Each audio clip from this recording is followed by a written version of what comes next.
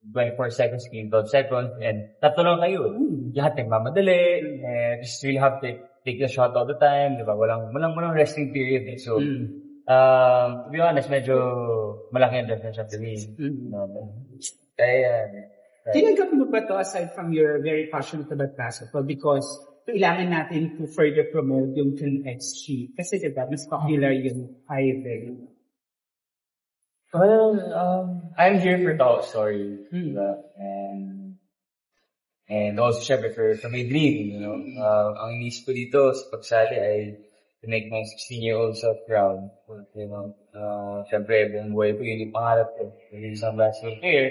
And to be given the chance, you know, to be at this level, minsan tatanungin mo yung sarili mo, do I deserve it? Artista lang ba ako kaya kapasok dito? Pwede naman, di ba? Pero, oo nga, siguro, definitely. Pero, kailangan kong galingan para like, hindi naman nakakahiya sa mga nanonood, sa mga nag-support sa akin, sa mga ibang basketball players. Diba na parang, pasok na yung dahil. Diba? Wala akong galingan. And, yeah. Curious question, how did you get into Tahok Story?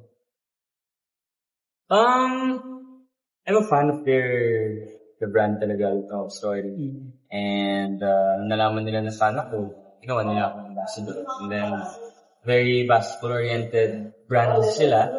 So, thankfully, sila na lang. Kailan ka ba huli naglaro? Before today? Nung Tuesday, nag-play ako with the team. Yeah, tapos sa the past few days, shoot around ako sa gym. May curtain sa gym ko. Yun lang, pero syempre yung professional level, never pa. I mean, in this caliber, hindi ko talaga, to be honest. I've been playing basketball all the time. Hindi naman. Dati, bata ako. But in college, diba? Kaya engineer. Yeah. Sino bang mga idol mong basketball player? Friends, Kobe Bryant. Kobe Bryant talaga. So, David, alam natin na yung basketball medyo pisikalan, medyo may sakitan. Handa ka bang masaktan dito? Lagi naman mo nasaktan. Anong klaseng sakit ba yan? Ba't lagi ka nasasaktan? Okay. Pero yung ganun yun. Siyempre pisikalan. Kasi kailangan mo rin ingatan yung sarili. Ang likod ko ngayon. Sakit, medyo nabigla talaga sa level of competition. Siyempre, the past 3 months, I've been training, not only for basketball. I've been training for aesthetics. Siyempre, may delivery na ako. Your action scenes, diba nag-release ako, and then biglang ito yung training kasi sa basketball is different training na pampaganda na naman. In the past 3 months, to be honest, it's convinced, din pa rin yung mga naging workout ko. But sayang sana nag-training talaga ako basketball. Medyo wrong timing lang din yung sa sinabayan niya sa teleseries, sinabayan niya sa nagkatayo kasi ako ng sobra kasi sa tamus mo na to. So yun lang yung nasa utak ko ngayon. So sayang lang na parang pag-training basketball. Pero yung mga yung mga current progress na, since you've mentioned it naman, I never say die. Thanks to Dylan Wall. Wala ko come. And hindi mo bilan. Sorry. That's nothing. Never say die. Kill me. Oh, yeah. 1 week na. Okay naman. Actually, nag-action scenes kami. Grabe ang action kahapon. So, I'm really excited to be working with Julia and the other tasks. Kumusta naman yung working with Jill? Fun, you know. Siyempre, maninibago ka dahil sanay ka na lagi mo sa eksena si Barbie, diba? So, it was difficult to figure out. But yeah, siyempre, I'm an actor. Kailangan mo maging diverse sa lahat ng ikaka-pairs. Kailangan mo maging diverse i-prepare sa'yo. Kahit saan. David, kumusta naman yung Siargao? Di ba kararating mo lang from Siargao? What did you do there? Saya naman. Yun lang. Unwind. Nagtingin din ako ng lupa. Gusto ko kasi nag-play ng villa sa Siargao. Yeah, nakabili ko ng lupa. How do you handle all those Parang ang dami, kapag akong pelikula yung Pretty Boy, ang dami mong character. Character, no? You have to manage that. Yeah. Kasi, di ba sinasabi nila yung take it day by day? For me, I take it hour by hour. Parang, I started my day, naka-time block ka for business, workout, and then pag-artista, endorsement shoes. Ngayon, gusto ko ng villa, diba? So, it's different. But, mahal ko kasi yung mga ginagawa ko. No, paminsan, nakakapagod. Pero, yeah, I just have to remember. David, mag-get ko ba sa Beauty Empire? Yes. kailan ba? Taping doon. Tapos na. Malabas na ako sa Monday. I think so. This week, it's coming with yeah. Kumusta naman? Anong maasahan namin ko? Kilig. Kilig siguro. Wow. Kilig. Ano sabi ni Barbie? Tama. That time, nag-take kami.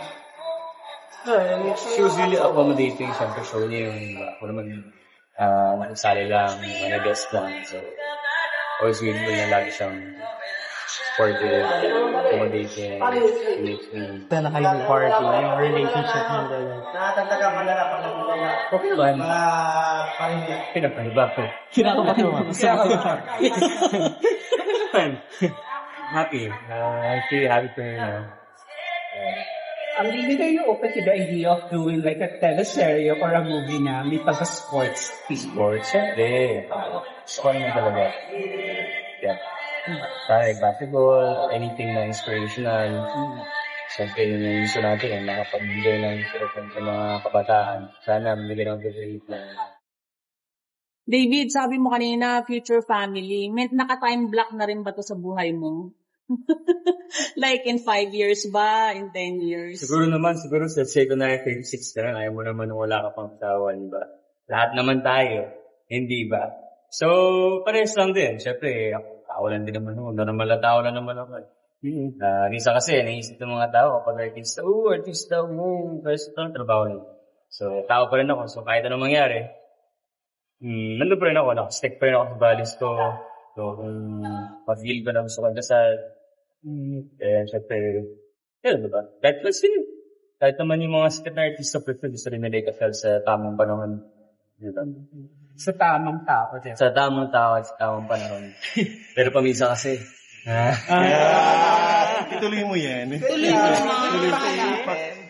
Nahirap bang hanapin? kailangan mo na si Missy. Okay. Kailangan nilang sumila. Joke lang. Just have to, live your life.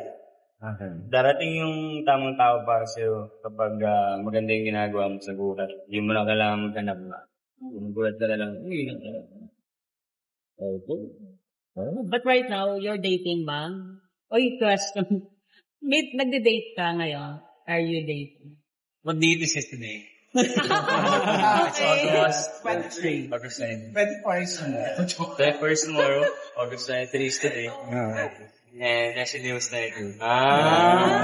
Sweetie! And you're 36, sabi. Tama ba? Parang 26. Yung wala 22. Di ba, bata ka?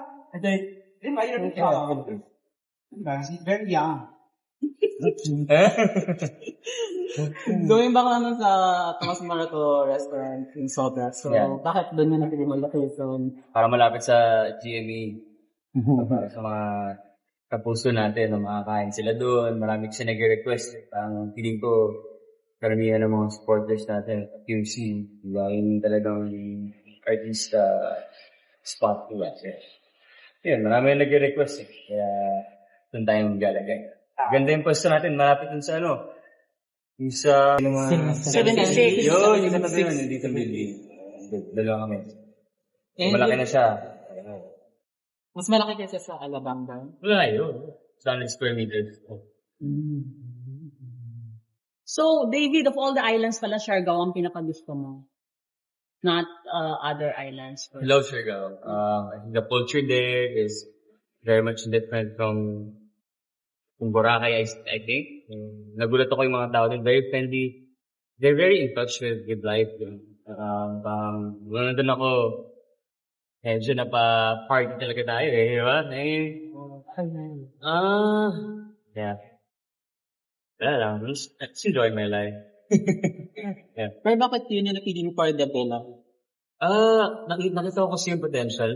Siyempre, mahilig kasi ako sa development ng Philippines. Diba? So, ngayon, maglalagay kasi ng airport. Maliit kasi airport din ngayon. Meron maglalagay ng bagong airport sa Siargao. So, that gave me the idea na, mag-develop ito. Diba? Kapitan na natin yung Bohol. Maraming Koreans dahil meron silang international flight from Korea. Diba? So, hopefully magkaroon din dyan yung Siargao. Siyempre, pag mas malaki yung airport, mas bago, di mas maraming makapunta. Diba? So, yun yung sinunod ko ba talaga.